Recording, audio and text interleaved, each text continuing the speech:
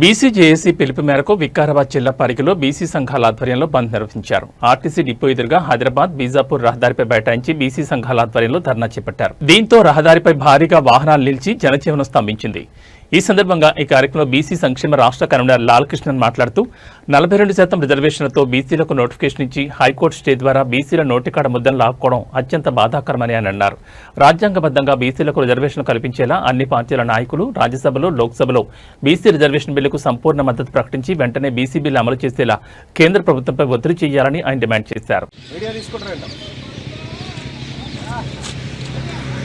సాధించుకుందాం జనాభా ప్రాతిపదికన బీసీ రిజర్వేషన్లు, సాధించుకుందాం జనాభా ప్రాతిపదికన బీసీ రిజర్వేషన్లు, సాధించుకుందాం తెలంగాణలో బీసీ రిజర్వేషన్లు. ఐక్యత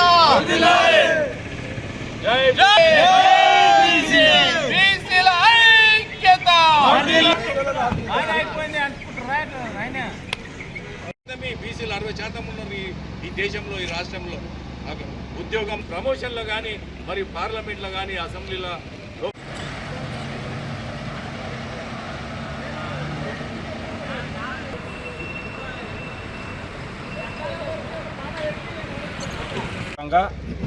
బీసీజేఏసీ పిలుపు మేరకు బీసీ నోటికాడికి వచ్చిన ముద్ద నోటిఫికేషన్ వేసి 42% నోటిఫికేషన్ వేసి మళ్ళా హైకోర్టులో స్టే ఇవ్వడము బీసీలకు, తెలంగాణలో ఉన్న బీసీలకు చాలా బాధాకరం.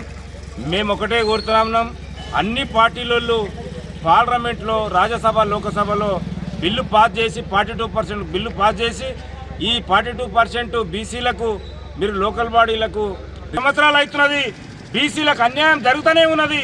ఎవరు ఏ రాజకీయ నాయకులు చెప్తున్నారు, పోతా ఉన్నారు. కానీ ఇప్పుడు గౌరవనీయులు రాహుల్ గాంధీ గారు నీకు కాశ్మీర్ నుంచి కన్యాకుమారి వరకు పాదయాత్ర చేసి బీసీలకు దేశంలో మొత్తం 42% అమలు చేయాలని ఆయన నిర్ణయం మేరకే ఈ తెలంగాణ ప్రభుత్వము నీకు 42% అసెంబ్లీ